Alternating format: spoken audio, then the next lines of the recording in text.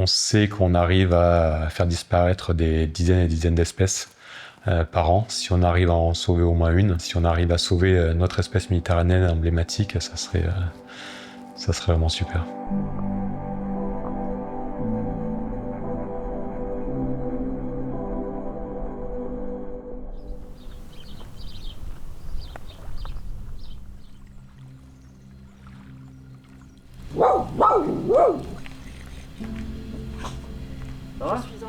Donc bonjour, je m'appelle Camille Fleguer, je suis chargée de mission biodiversité et Natura 2000 au syndicat mixte du Bassin de Thau, qui est un établissement public de gestion environnementale sur le territoire de Thau. Alors la lagune de Thau, c'est la plus grosse des lagunes d'Occitanie, avec 7000 hectares de plans d'eau et une profondeur moyenne de 5 mètres. Ce qui en fait un bassin et un plan d'eau riche en biodiversité parce qu'il est connecté directement à la mer Méditerranée. Et on va avoir un mélange des eaux entre celles du bassin versant qui sont des eaux douces, celles de la mer des eaux salées, et ce mélange forme un écosystème vraiment à part. On est sur quand même une des zones les plus riches d'Europe en termes de biodiversité. Au-delà du métier, c'est un milieu que je connais depuis toujours, puisque mon père, c'est lui qui avait la structure avant. Il m'a mené avec lui sur l'eau où on allait pêcher ensemble. Donc j'ai vu l'évolution du bassin sur les 30 dernières années. Mon métier consiste donc à l'élevage des huîtres sur donc la lagune de Thau qui se situe à environ une vingtaine de minutes de Montpellier. Alors sur les terres de Thau, il y a plusieurs activités. On a la conchyliculture qui est l'activité principale. Donc derrière nous, on voit les parcs à huîtres. Ça représente à peu près 10% de la superficie totale de la lagune. On a ensuite la pêche, donc pêche artisanale, ou également toutes les activités nautiques. Donc il y en a qui vont faire de la promenade, de la voile, de la planche à voile, de la plongée. Puisqu'ici, on a quelques spots de plongée qui sont connus au niveau national. Donc on peut parler du ponton de la Bordelaise, qui est connu pour ses populations d'hippocampes mouchetés, qui est une espèce endémique, et sur lesquelles également on peut retrouver de la grande nacre. Voilà, ça c'est une petite jeune grande nacre de l'année, et qui donc normalement est plantée dans le sol à peu près à cette hauteur-là. Et la partie aérienne, donc celle qu'on voit en surface, c'est la partie qui est un peu dentelée là, ici. Donc la grande nacre surtout, elle est connue de manière historique. Depuis les années 2010, donc il y a eu des observations par les équipes scientifiques qui ont vraiment assuré cette présence, avéré la présence de la grande nacre sur les temps de Thau. Donc la plupart des chercheurs s'intéressent à la population qu'il y a sur Thau à différents titres. Savoir comment fonctionne cette lagune, essayer de comprendre pourquoi elle survit ici et pas ailleurs. Comprendre sa reproduction aussi sur un plan d'eau différent que la Méditerranée. C'est un plan d'eau qui est plus nutritif, donc certainement il y a des choses qui se passent différemment qu'en mer ouverte. Prélever éventuellement des individus pour faire des expérimentations.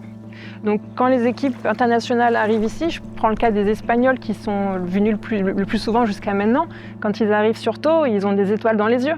Il y a des individus par dizaines, par centaines même, et ça c'est des cas aujourd'hui qui n'existent plus. Para nosotros haber encontrado esta población de nacras es una de las últimas oportunidades que tenemos de evitar la extinción de la especie, porque cada vez hay menos lugares en los que podemos encontrar una población así de sana, así de saludable, y poder tomar todos estos ejemplares y poder experimentar con ellos es una oportunidad increíble que no tenemos que dejar pasar.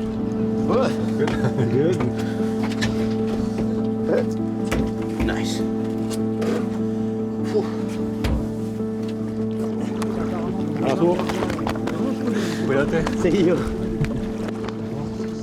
J'ai toujours pensé que nous sommes tous des Méditerranéens et pour bien comprendre la Méditerranée, il faut travailler en collaboration étroite avec tous les pays qui s'y intéressent. Et bon, il se trouve qu'à cause de cette mortalité massive, tous se sont beaucoup intéressés à la survie de cette grande nacre.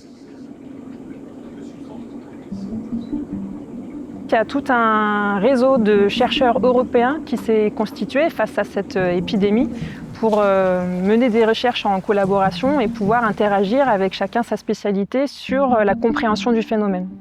Donc il y a 2 lives qui se sont succédés avec de multiples partenaires européens, l'Espagnol, l'Italie, Grèce, Croatie aussi, même Allemagne, la France évidemment, et collaborent autour de différents thèmes de recherche, que ce soit génétique, recherche de résistance, captage ou élevage en aquarium, pour arriver à peut-être faire des plans de sauvegarde qui permettraient, une fois que la compréhension sera complète, de pouvoir reconstituer des populations dans les secteurs où elle était présente.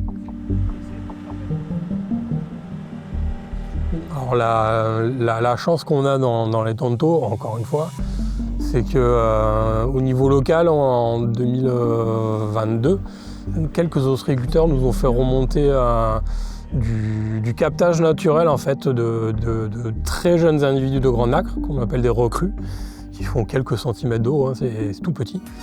À 9h moins le quart, je vous emmène ce matin sur le bassin de Thau, mais pas avec n'importe qui, avec le conchyliculteur qui a découvert la présence de jeunes grandes nacres de Méditerranée dans l'étang de Thau. Bonjour Mathieu Rouzière. Bonjour. Vous êtes conchyliculteur à Loupian, vous êtes avec nous ce matin car vous portez un projet de préservation de la grande nacre de Méditerranée. Alors la première fois que j'en ai trouvé, c'était il y a environ 4 ans de cela, dans des poches de pré-grossissement, dans lesquelles on fait pré-grossir nos huîtres. Et c'est là où on a trouvé les premiers individus. Au début, j'avais pas trop fait attention. Et puis, c'est vraiment en vidant les poches, je me dis, tiens, qu'est-ce que c'est ça? On dirait des grandes nacres. Je me suis renseigné, documenté, et effectivement, c'en était. Ça a été un peu la nouvelle, le cadeau de Noël en fin 2022, parce qu'on ne s'y attendait pas du tout. Et surtout, on ne s'attendait pas du tout à l'ampleur de ces captages, parce que les ostréiculteurs nous faisaient remonter des centaines d'individus, quoi.